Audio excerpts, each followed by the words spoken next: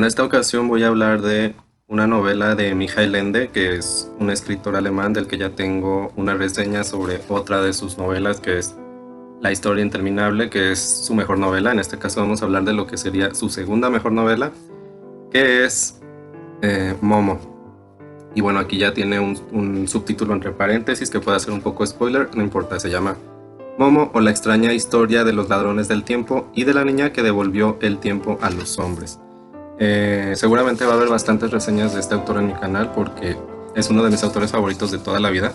Momo es una novela filosófica que puede tener diferentes niveles de lectura, pero como ya vimos en el subtítulo, el primer tema del que podríamos empezar a hablar que trata la novela pues es el tiempo. El tiempo entendido desde diferentes puntos de vista, desde un punto de vista obviamente inmediato, racionalista como lo mide la cultura occidental, hasta un punto de vista, digamos, metafísico, intuitivo, espiritual. Entonces hay diferentes maneras de entender el tiempo y eso es algo que aborda la novela. También podríamos decir que es una novela que hace una crítica al capitalismo que proviene de esta mentalidad muy bien representada en los banqueros en el mundo real, y que aquí en la novela se utilizan unos personajes que se basan en este tipo de banqueros. También critica la cultura del consumo que se desprende de este capitalismo y cómo las relaciones humanas son subjetivadas, intervenidas y modificadas por la internalización de esa sociedad de consumo. La protagonista de la novela es una niña llamada precisamente Momo, que es como se titula la novela.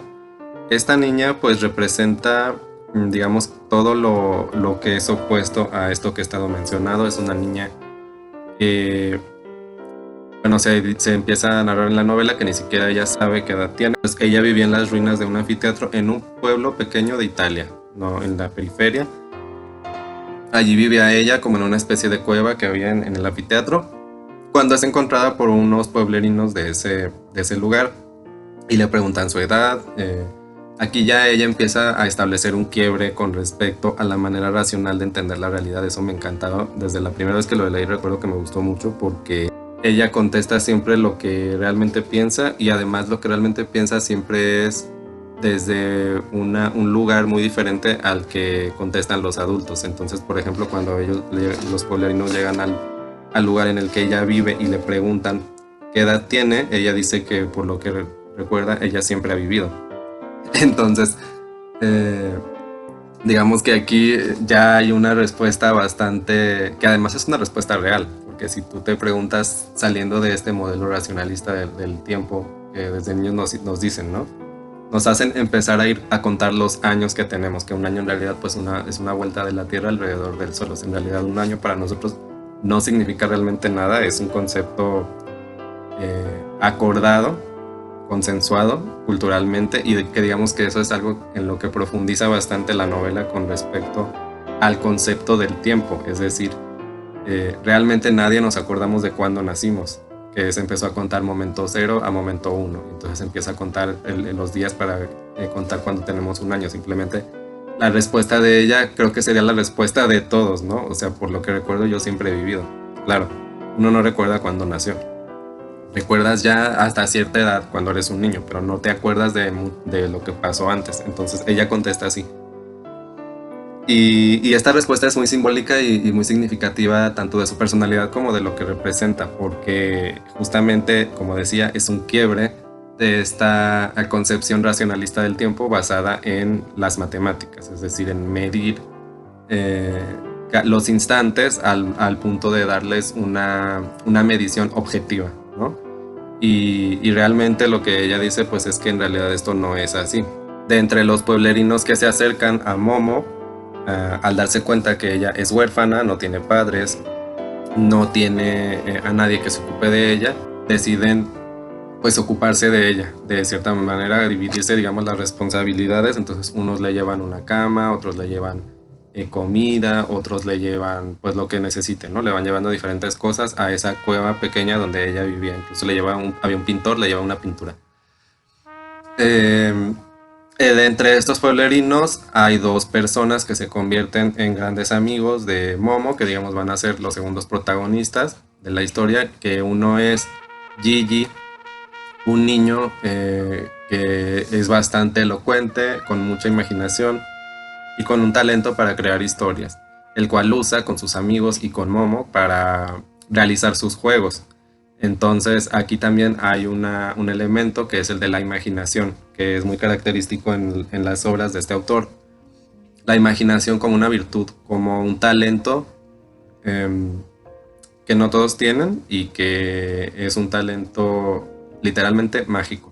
Entonces está este niño. Por otro lado, hay una contraparte de este niño que es Beppo el barrendero, que es un adulto que, bueno, como lo dice su seudónimo, pues él es un barrendero, se dedica a barrer, es pobre, es pero es una persona que también simpatiza mucho a Momo y que va a tener un papel también importante en la historia.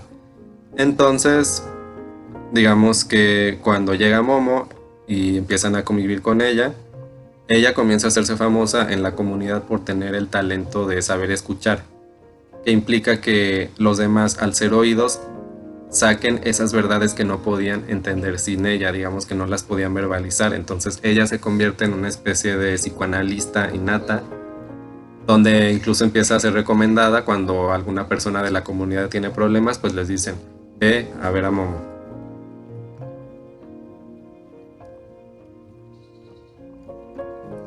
También hay pasajes muy interesantes que regresan a una época donde los niños usaban la imaginación para jugar y se hace precisamente este énfasis en un momento en que son libres, ¿no? Y otro donde llegan las marcas de juguetes para controlar sus juegos y obviamente hacerles gastar a sus padres. Bueno, ahorita ya estamos en un nivel mucho más allá del de los juguetes seduciendo a los niños para ser comprados. Ahora ya es tecnologías digitales, digamos, ya ni siquiera es un juguete con el que los niños actuales juegan con sus manos, sino que ya es literalmente una pantalla. Entonces, digamos que esto hasta aquí no llegó Mijael Ende, pero virtualmente podemos decir que es un poco lo mismo, ¿no? Es una especie de cooptación por parte de las empresas, por parte de los humanos y en este caso de los niños, porque anteriormente las empresas se dedicaban a cooptar únicamente a los adultos, los niños no eran un target, como les llaman, no eran un mercado. Después se dieron cuenta de que sí, ¿no? Obviamente hay unos personajes que representan a todo lo malo del mundo capitalista, podríamos decirlo así. Y, y eso inicia en la segunda parte, cuando llegan precisamente estos personajes que son los hombres grises y que tienen un simbolismo bastante interesante. Los hombres grises son personajes siniestros que llegan al pueblo de Momo a representar a una empresa de tiempo. Entonces ellos se presentan como vendedores de cuentas de tiempo. Obviamente esto se da cuenta uno desde el del momento uno que llegan estos personajes, están basados en los banqueros de la cultura occidental. Y la novela retrata muy bien cómo estos banqueros son unos mafiosos que lo que hacen es robar el tiempo de los humanos. Es decir, cuando tú abres una cuenta, pides un préstamo, haces cualquier tipo de trato con el banco, lo que haces es comprometerte a depositarles una cantidad de dinero que tú vas a pagar con tu tiempo de trabajo. O sea, en realidad es como decía este presidente latinoamericano, cuando tú estás trabajando, en realidad lo que estás vendiendo es tu tiempo de vida. Bueno, esto lo expone muy bien Mijael Ende en esta novela Momo. Y digamos que estos hombres grises van a ser los grandes villanos de la historia que van a llegar a turbar este panorama que ya estaba muy bien establecido, muy armónico, en donde ya había una dinámica muy bonita establecida entre todos los habitantes de esa comunidad. Digamos, aquí te presenta como lo bonito que, digamos, puede ser una idealización porque no necesariamente todos los pueblos son bonitos, pero digamos, en este caso se presenta una idealización de esa cultura de pequeñas poblaciones frente a la de la ciudad, ¿no? Esta oposición entre lo que anteriormente eran los campesinos, digamos, aquí no son literalmente campesinos, pero sí, o sea, digamos, son casi aldeanos, es decir, es una ciudad, pero en la periferia de Italia, no es en la capital de Italia. Entonces, el modo de vida que ellos tienen es muy diferente al que tiene la gente de las grandes ciudades. Tú imagínate en una gran ciudad actual si van a llegar una comunidad de vecinos a hacerse cargo de una niña indigente que ven en la calle, pues eso difícilmente pasa. Bueno, aquí en este pueblo ellos hacen eso porque también eso es algo que caracteriza los modos de vida, digamos que no son producidos por los dispositivos de la civilización capitalista, en donde también hay este énfasis en esta cultura, digamos, humanista de ver por el otro, de preocuparte por las necesidades del otro. ¿Por qué? Porque el capitalismo está basado en la idea de que los seres humanos somos egoístas. Entonces, en esta economía capitalista, esto sí es algo muy real, lo que se hace es incentivar el egoísmo de todos, y lo que te proponen es que a través de incentivar tu egoísmo tú vas a acumular la mayor cantidad de recursos posibles. Digamos, esta es la gran apuesta del capitalismo. ¿Por qué? ¿En qué se basa el capitalismo? Bueno, es una economía que se basa justamente en acumular individualmente la mayor cantidad de recursos posibles. Es decir, lo que te venden es que si tú trabajas mucho, mucho, mucho, mucho, va a llegar un momento en el que vas a acumular lo suficiente para tener incluso un excedente. Claro, esto es real solamente en los empresarios del top, en los empresarios billonarios o incluso millonarios, pero no es real en el caso de ningún empleado de esos empresarios. Entonces, digamos que justamente eso es lo que presenta esta historia con la comunidad de estos pueblerinos que no están cooptados por esa ideología de la acumulación individualista. Viven en una especie de comunismo, ¿no? Para que se entienda, porque siempre se oponen estos dos conceptos, ¿no? El capitalismo y el comunismo. Bueno, sí, ellos, incluso el Estado aquí no tiene mucha presencia, el Estado no hace presencia, entonces podríamos decir que efectivamente ellos viven en una especie de comunismo y tienen las ventajas de este comunismo, ¿no? Que es justamente que todos ven por los demás, todos ven por todos, muy bonito.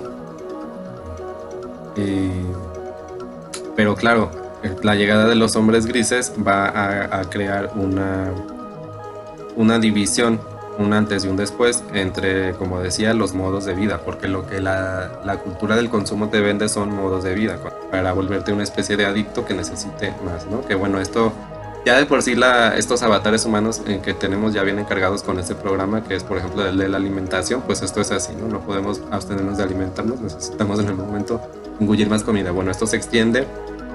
Esto que es una necesidad básica, lo que hacen estas empresas es extenderlo a otras necesidades que no son básicas, ¿no?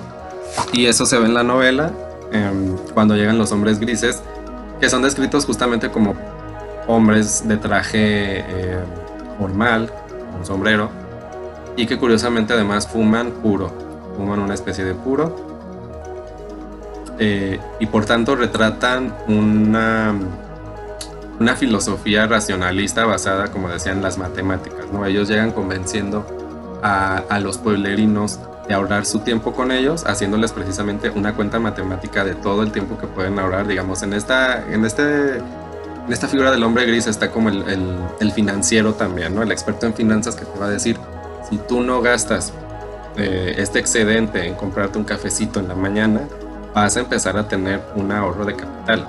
Bueno, así llegan ellos y les dicen a los pueblerinos, si usted no va y gasta su tiempo en visitar a esa amiga a la que visita todos los días y con la cual en realidad es una pérdida de tiempo porque no llega nada, pues mejor ahorre ese tiempo con nosotros y no visite a su amiga y no cante esa canción, esa es una pérdida de tiempo. Digamos, todo esto, como digo, el autor usa una historia de ficción, incluso de fantasía, porque las historias de este autor suelen ser clasificadas como fantasía, para retratar situaciones que en realidad no son nada fantasiosas, son completamente reales.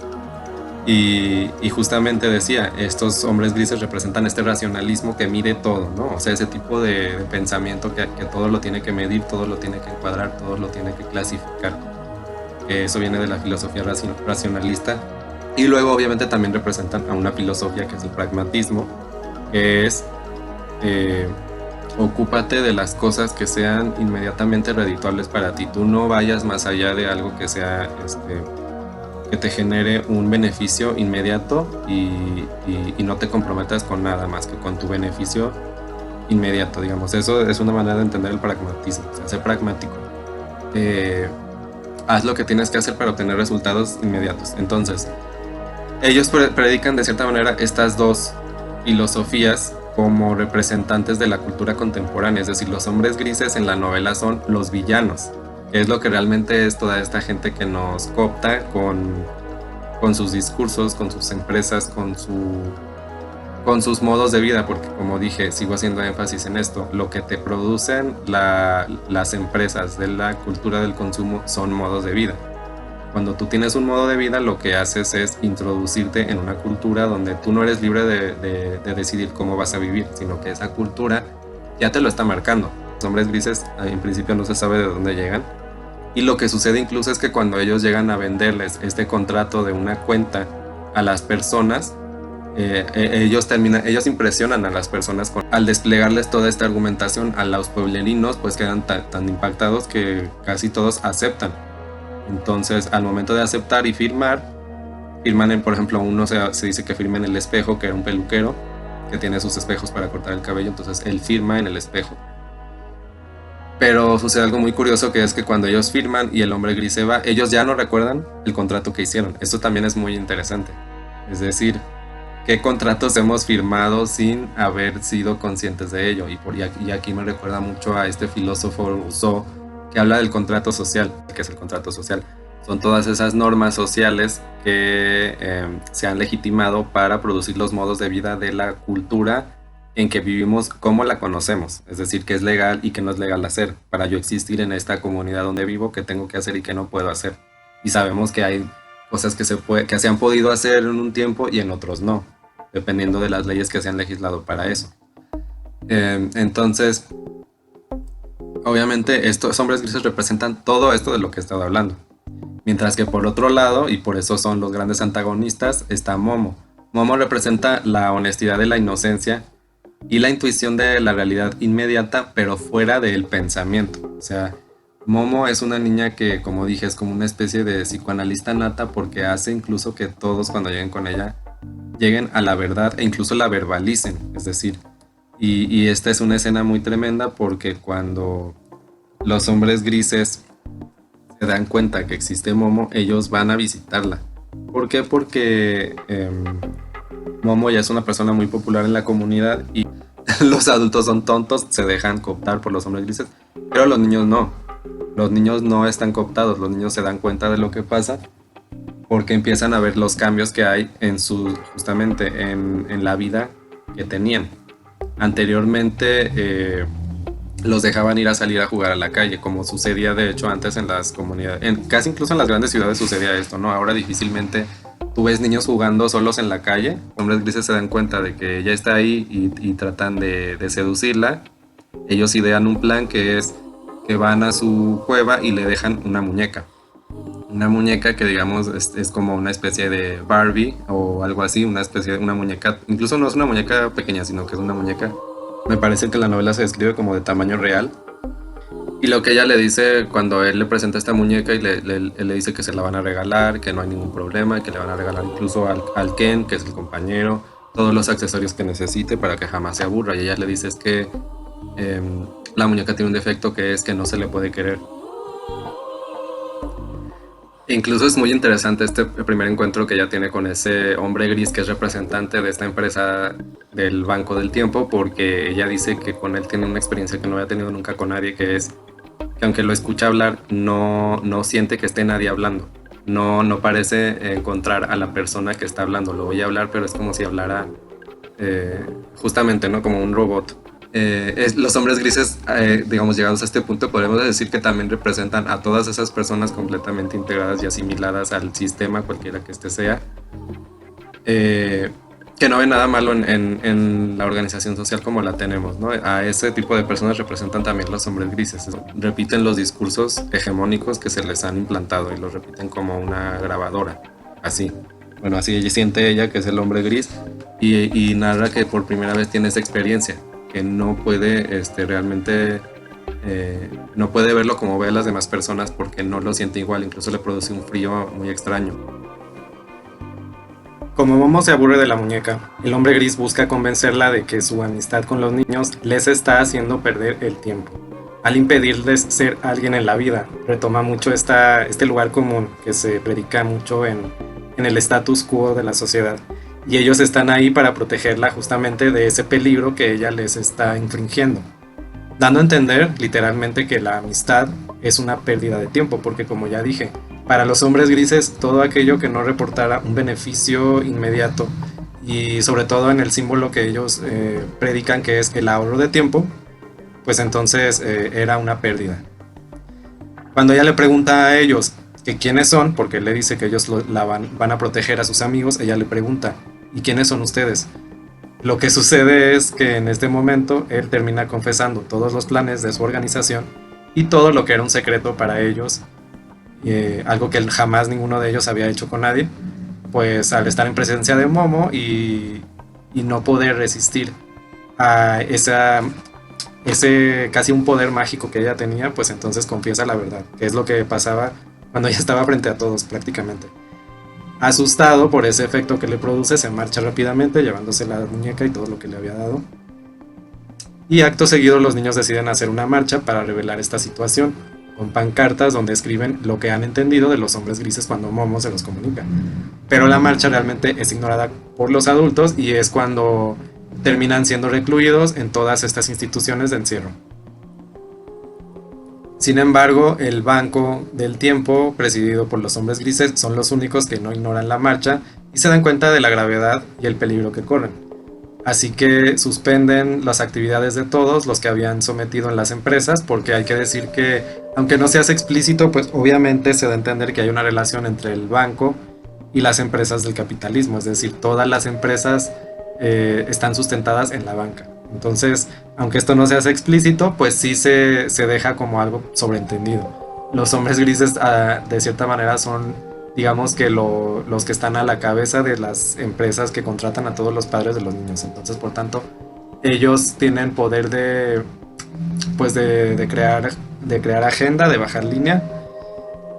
Y Momo termina convirtiéndose en una revolucionaria sin proponérselo. Mientras tanto, el hombre gris que reveló todo a Momo es juzgado por la comunidad del banco y al declararlo culpable lo asesinan, pero de una manera muy especial, que es sacándole el cigarro que todos fuman, y con eso se revela en esta parte de la novela que los cigarros son realmente su fuente de alimentación. A su vez, el juicio parece realizarse en una dimensión que intersecta con un lugar donde descansa Beppo el barrendero, que después de un día de trabajo presencia escondido el juicio y oye decir a los hombres grises que se ocuparán de Momo, con lo que preocupado corre a buscarla, pero no la encuentra. En ese momento Momo está conociendo a una tortuga que se comunica con ella por mensajes que aparecen escritos en su caparazón y la lleva por un camino fuera del tiempo donde los hombres grises no logran encontrarla, o por lo menos no logran alcanzarla, porque llegado a un punto sí que la empiezan a seguir y logran verla a lo lejos, pero realmente nunca logran llegar al lugar al que ella llega. Sin darse cuenta de que los hombres grises la siguen, Momo llega a la ciudad de Jamás, donde vive un personaje llamado el Maestro Ora, un personaje muy misterioso que también es un personaje muy parecido al que aparece en la Historia Interminable, que es un personaje que está escribiendo justamente la Historia Interminable, que es a donde llega la emperatriz infantil. Bueno, aquí hay un personaje que se llama el Maestro Ora y es donde inicia la tercera parte del libro, que es la más emocionante, que se titula sobre las flores horarias, que son las flores hechas de tiempo, y cada humano tiene una flor que representa su tiempo de vida. Momo tiene una experiencia mística con estas flores donde se le revela lo que es el tiempo y entiende cómo salvar a sus amigos de los hombres grises. A partir de aquí la aventura de Momo va a llegar a un clímax impresionante donde vemos a su amigo Gigi convertirse en un actor famoso, todo porque los hombres grises lo han promovido. Obviamente él basa su carrera en contar historias, pero ellos le prohíben terminantemente contar la historia que trata sobre ellos y sobre Momo también. Básicamente Gigi se convierte indirectamente en empleado de los hombres grises. Y Beppo, por su parte, que ya también se separa del grupo, trata inútilmente de advertir a la policía sobre la existencia de esta organización, quienes lo toman como loco, obviamente. Y él termina pues mal, termina básicamente siendo casi un indigente, asediado por la policía. Y los hombres grises terminarán teniendo que enfrentarse a Momo. Y ella tendrá que enfrentarse a ellos para devolver el tiempo que robaron a los humanos en sus cuentas de ahorros. Y ella regresa, parece que ha pasado mucho tiempo. Y se da cuenta que todos creyeron que ella había sido, que algo le había pasado, que la habían secuestrado o que le había pasado algo porque al parecer esos momentos que ella pasó con el maestro ahora fueron, creo que se da a entender en la novela que fueron meses, no fue tanto tiempo, pero sí fueron bastantes semanas, con lo cual cuando ella regresa ya nada es igual. Eh, por ejemplo, uno de los adultos que la ayudaba, que tenía un restaurante, un pequeño restaurante, termina teniendo una especie de McDonald's, en donde cuando Gigi la encuentra a su regreso, no puede ni siquiera platicar con ella, porque es tan famoso y está tan ocupado, que simplemente le dice que ahora que tiene dinero va a pagar la cuenta de ella. Pero cuando ella va a este restaurante tampoco puede platicar con su amigo porque, como se sabe, en estos lugares de comida rápida todo se tiene que hacer justamente de una manera apresurada y no hay tiempo de platicar. Entonces hay bastantes anécdotas muy interesantes en esta última parte, en los últimos capítulos, donde nuevamente se hace una crítica a esta cultura del consumo, a esta cultura que no permite ningún tipo de profundización en las relaciones humanas. Es esto que Bauman llama el amor líquido. Todo se vuelve instantáneo, todo se vuelve superficial. eh, y básicamente estas dinámicas de compra-venta que hay en los intercambios económicos y de los productos se traspasan a las relaciones humanas. Entonces esto es lo grave. Y, y digamos que, claro, los hombres grises representan todo esta ideología de ver cualquier cosa que no produzca dinero, que no produzca un beneficio inmediato como una pérdida de tiempo, como una pérdida de dinero, lo diría un experto en finanzas, ¿no? Entonces, eh, es una novela imperdible, una novela de la cual también, si quieres participar en algún curso, yo más adelante probablemente de un curso sobre esta novela porque tiene mucho de dónde sacarle. Y es una novela que, como dije, es vendida como una novela infantil. En realidad no es una novela para nada infantil, es una novela... Este autor definitivamente para mí es uno de los mejores autores del siglo XX, Mijael Ende. Justamente por eso, porque en cualquier obra que aparentemente es una obra simple, en realidad está dotada de una profundidad y de una crítica incluso bastante interesante y bastante relevante, sobre todo en un momento como este.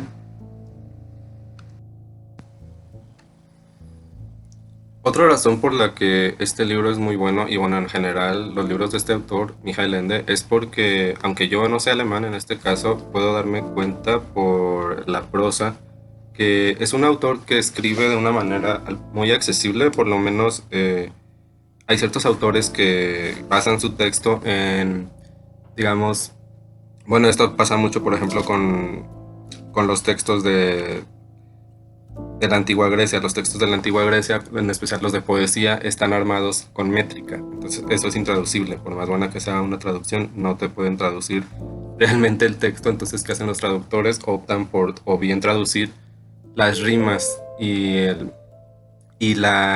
llaman la musicalidad de los versos, o bien traducen el sentido de lo que se está diciendo, ¿no? Entonces, bueno, aquí este es un autor de literatura contemporánea, su texto está completamente escrito en prosa, pero además de eso, tiene una prosa, digamos que es muy limpia su prosa, es lo que yo alcanzo a percibir. Es una prosa que al parecer pasa muy bien a la traducción a otro idioma, eso no es algo tan común, y en este caso parece que sí. Entonces, ese es otro punto a favor.